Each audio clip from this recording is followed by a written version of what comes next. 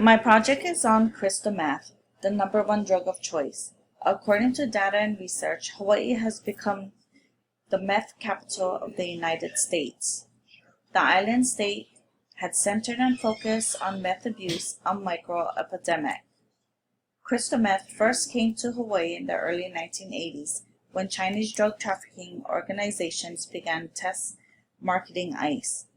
Hawaii's ice problem was growing, and Hawaii was the front line for crystal methamphetamine, also known as ice.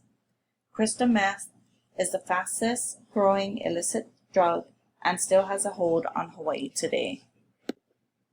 What is crystal meth? Crystal meth is a man-made drug that is made from common cold pills, battery acid, drain cleaner, lantern fuel, antifreeze, and basically anything under your kitchen sink.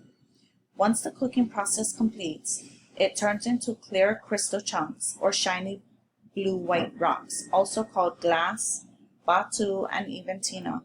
Crystal meth can be smoked, injected, snorted, or eaten, but smoking is the most popular. The drug is so potent and highly addictive that it affects the central nervous system in a dangerous way. Crystal meth ravages the minds and bodies of the users, and its initial payoffs are so seductive that it offers an intense prolonged high that lasts 4 to 16 hours. Crystal meth is used by individuals of all ages.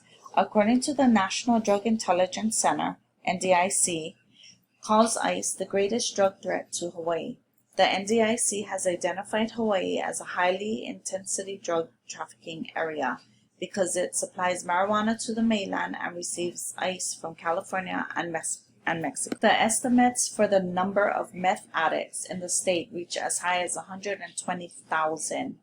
More than 35% of men jailed in Hawaii had meth in their system, a percentage higher than any other city in America. In the last decade, the number of fatal drug poisonings involving meth has nearly quadrupled in Hawaii. The confirmed total was 147 in 2018, but the actual number is undoubtedly higher because the meth can play an undetected role in heart disease. Back in 2013, the state lost 120 residents to drug-related deaths. 61 of those were related to meth use. Positive drug tests for meth in the Hawaiian workplace is 410% higher than the national average. 90% of federally sentenced drug cases involve meth. The increase in meth-related deaths may be evidence of just how devastating the drug's long-term use can be. Nearly 70% of the confirmed meth deaths in recent years involve men in their 40s, 50s, and 60s. What are the side effects of using meth? Some of the short-term effects include a false sense of well-being and energy, decrease of loss of appetite, loss of sleep, mood swings, rapid or irregular heart rate, erratic or violent behavior, and more. The long-term effects are even more concerning and includes delusions, paranoia, hallucinations, extreme weight loss, severe tooth decay, known as meth mouth, heart problems, strokes, breathing problems, and sudden death. Crystal meth also wreaks havoc on your physical appearance, such as severe acne, open sores, and premature aging. In addition to destroying themselves, they put the people closest to them in danger as well. Meth affects the entire family, and the entire family endures pain and hardship, as sometimes they feel little to no control when it comes to responding. It also creates a chaotic environment for the people living with the person with the ice problem. Children can get secondhand high if their parents are smoking in the home. If mothers are breastfeeding, crystal meth passes through the breast milk and into the baby. The kids in the household are at high risk for being neglected, sexually, physically, and mentally abused by their parents or other users in the household.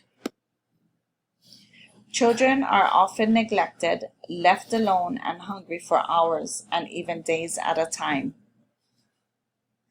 Children are sometimes forced to get high themselves and are often forced to steal or do sexual favors in return for drugs. Children are also forced into foster care by their parents' meth use. How does meth affect the community we live in?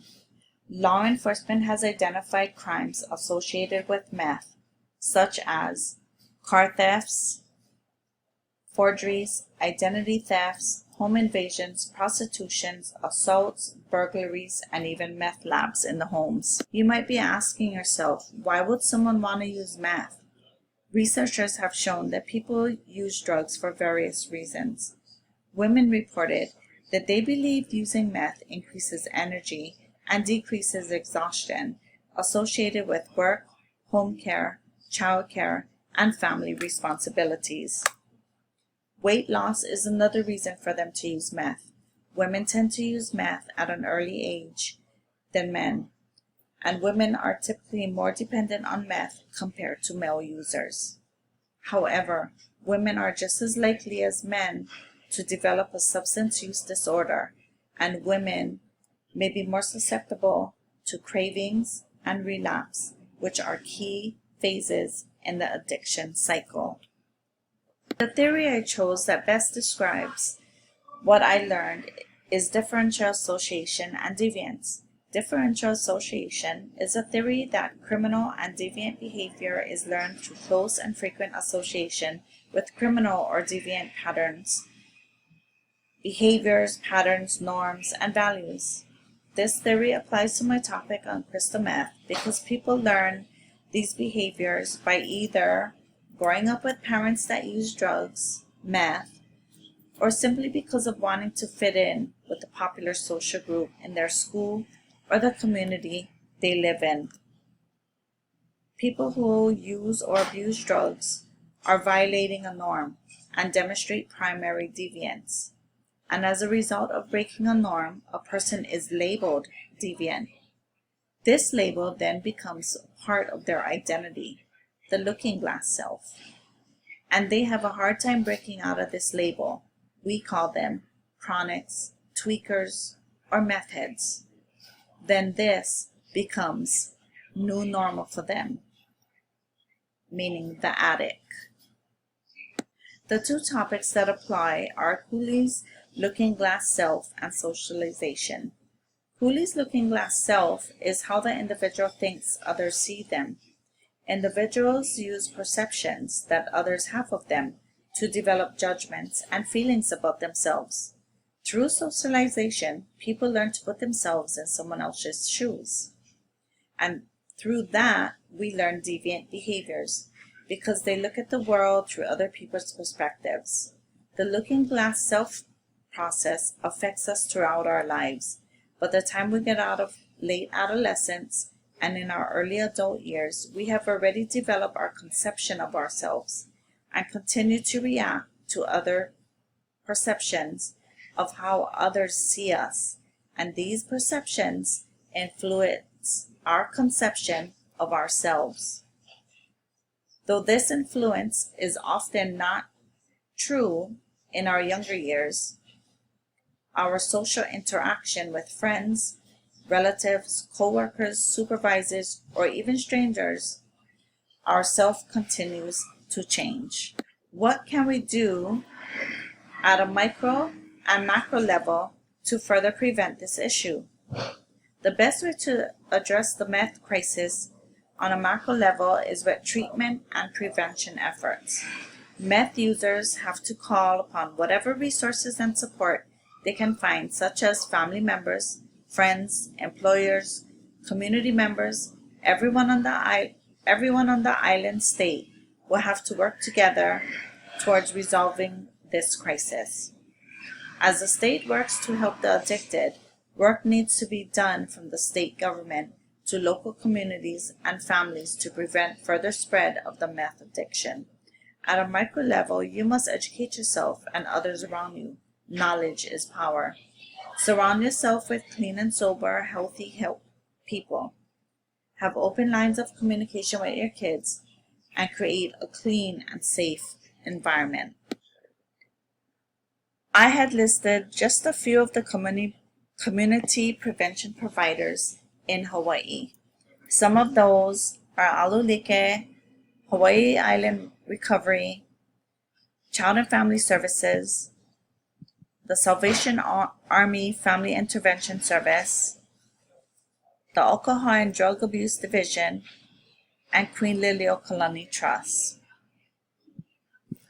Thank you for your time and watching my video on the topic of crystal meth.